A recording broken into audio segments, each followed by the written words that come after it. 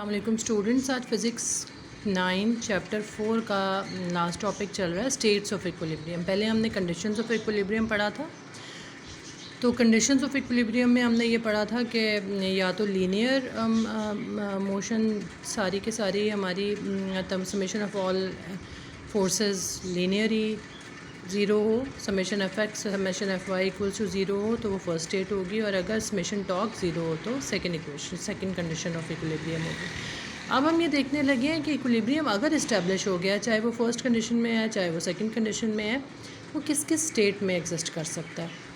तो आप बच्चों ने कंफ्यूज नहीं करना कंडीशंस या स्टेट्स। कंडीशन में हम ये देखते हैं कि सम ऑफ ऑल फोर्सेस लीनियरी हर तरफ से, एक ये मसला एक पेन है ना, इसके हर तरफ से अप डाउन लेफ़्ट राइट जितनी भी फोर्सेस एक्ट कर रही हैं वो ज़ीरो होंगी, तो ये फ़र्स्ट कंडीशन है।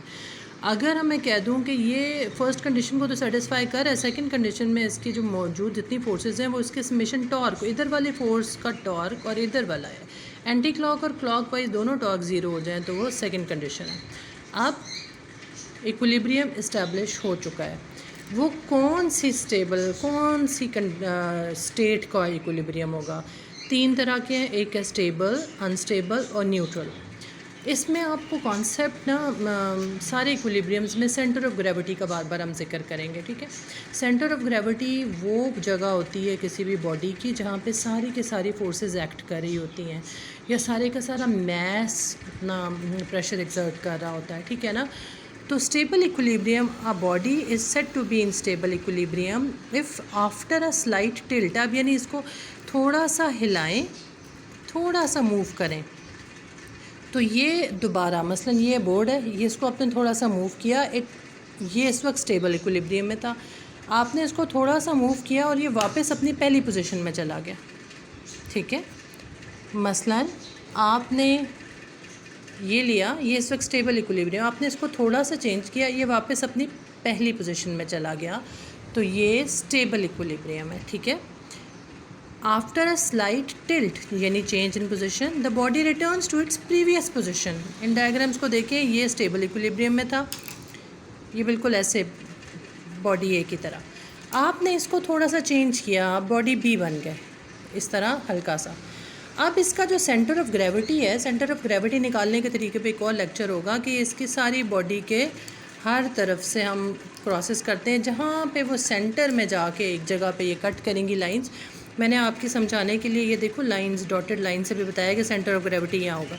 ये थोड़ा सा हमने उठाया, अभी सेंटर ऑफ ग्रेविटी ऊंचा हुआ है लेकिन बॉडी के अपने अंदर मौजूद है, ऊंचा हुआ है लेकिन स्टिल ये बॉडी के अपने अंदर ही है, बॉडी के अपने अंदर से गुजर है, ये जो किनारा बन रहा था, ठीक है। तो ये वापस अपनी पोजीशन में जाएगा। लेकिन अगर हम इसको किसी ऐसे तरीके से रेस कर दें, यूँ इतना ज़्यादा उठा दें, तो ये सी वाला बन जाएगा। अगर हम इसको बहुत ज़्यादा उठाएंगे तो अब ये पुरानी पोजीशन में जाने की बजाय नई पोजीशन में चला जाएगा, ठीक है। तो ये सी पोजीशन में जाए तो ये देखो, ये इसकी पॉइंट इसकी बॉडी से निकल गया है सेंटर ऑफ ग्रेविटी का, अब ये नई पोजीशन में चला जाएगा, अब वहाँ पे जाके स्टेबल होगा। तो हम ये देखते हैं कि when a body is in stable equilibrium, its centre of gravity is it's lowest position. देखो इस स्टेट में और इस स्टेट में देखो तो यहाँ पे सेंटर ऑफ ग्रेविटी सबसे करीब है ज़मीन के, ठीक है, लोअर है। जब हम थोड़ा ऊंचा करते हैं तो ये रेज्ड हो जाता है, और ऐसी एंगल में हो कि ये बॉडी के अंदर से गुजर रहा हो तो ये वापस चला जाएगा। अगर हम किसी ऐसे एंगल में इसको उठा दें कि वो सेंटर ऑफ ग्रेविटी इसकी बॉडी के अंदर से निकल के हट जाए, यानी ये आपने जो बनाया है ना सेंटर ऑफ ग्रेविटी, इसकी बॉडी के अपने अंदर से गुजर रहा है, और इसके अंदर जो सेंटर ऑफ ग्रेविटी है वो बॉडी से निकल गया है। अब डायग्राम समझ आ रही है क्लियर? इसमें बॉडी के अंदर से गुजर रहा है, इसमें इस किनारे से निकल के थोड़ा बाहर चला गया, यहाँ पे ज़्यादा क्लियर नहीं, यहाँ पे क्लियर है। तो ये अब नई पोजीशन को अटेन करेगा, ठीक है।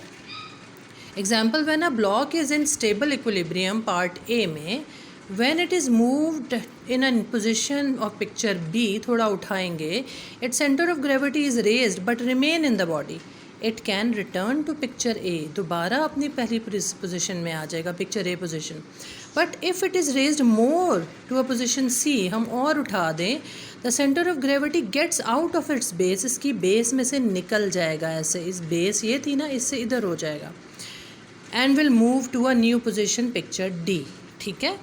अब आप ये सोचेंगे कि ये जो हमने इतनी कहानी की, अभी मैंने जैम की बोतल के साथ आपको प्रैक्टिकल भी दिखाया, ये एवरीडे एग्जांपल में कहाँ है? ये आपने देखा होगा जितनी भी भारी चीज़ें होती हैं, फॉर एग्जांपल कार्स हो जाएं या कोई भी बड़ी, the bottom of the vehicle is made heavy and wide, खुली भी रखी जाती है, चौड़ी भी रखी जाती है और भारी भी, to keep it centre of gravity as low as possible and stable, because vertical line passes through its center of gravity and should not get out of its base during turn. जब आप इसको turn करें तो वो भारी भी है और चौड़ा भी है, तो जितना भी है वो घूमे उसके नीचे ही रहे वो सेंटर ऑफ ग्रेविटी, ठीक है ना। अब सेकंड स्टेट हमारी अनस्टेबल इक्विलिब्रियम आ जाती है, वो हमने इसमें डिस्कस भी किया था। मसलन ये एक पेन है, इसको मैं टिप पे किसी तरीके से खड़ा कर दूँ, इसका सेंटर ऑफ ग्रेविटी ऊपर से लेकर नीचे बिल्कुल टिप में से गुजर के जा रहा है, ठीक है ना, ये अनस्टेबल इक्विलिब्रियम है। If a body does not return to its previous position when sets free after a slightest tilt, यानी चेंज इन पोजीशन, टिल्ट का मतलब टेढ़ा करना, it is said to be in unstable equilibrium. The centre of gravity at its highest position, जब ये unstable equilibrium में होता है तो ये अपने हाईएस्ट पॉइंट में होता है। In new position it is in lowered, picture B. Unstable equilibrium में सेंटर ऑफ ग्रेविटी लो हाईएस्ट था, जब वो नई पोजीशन लेता है तो लोअर हो जाता है, इसलिए वो उस पर टिक जाता है, अनस्टेबल पर टिकता नहीं है, ठीक है ना। New position in picture A is unstable equilibrium and picture B is a new state that is stable equilibrium. Neutral equilibrium, आपने ये बॉल व हैप्पी फेस आपने बुक के अंदर भी बना हुआ देखा, तो हैप्पी फेस देखो उन्होंने कहा टर्न कर रहा है, हैप्पी फेस इस साइड पे भी चला गया लेकिन फिर भी position of centre of gravity same रह रही है। अब इसकी 3 एग्जांपल भी देख लें, बॉल है तभी हर तरफ से सेम सेंटर ऑफ ग्रेविटी का डिस्टेंस है, जिधर मर्जी रोल होके जाए बॉल सेम। अगर आप पेन को इस तरह रख दें, अब ये यूँ जितना मर्जी इसको मोड़ते जाओ, इसका सेंटर ऑफ ग्रेविटी सेंटर से नीचे की तरफ सेम रहेगा। अंडे को अगर आप ऐसे ना खड़ा करो ना, अंडे को ऐसे रखो, तो अंडे का गोलाई के चक्कर में same centre of gravity ball की तरह का सेम डिस्टेंस पे रहता है। It is called the neutral equilibrium. If a body remains in its new position but when disturbed from the previous position it is in neutral equilibrium. अब ये है कि the centre of gravity remains at same position at all the states and positions.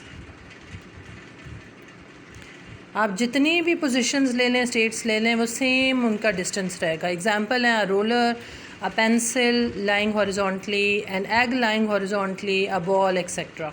तो ये हमारा chapter 4 का last topic था। एक और भी छोटी छोटी डेफिनेशंस कुछ रह गई हैं, वो मैं एक एक्स्ट्रा चार्ट दूंगी आपको लेक्चर।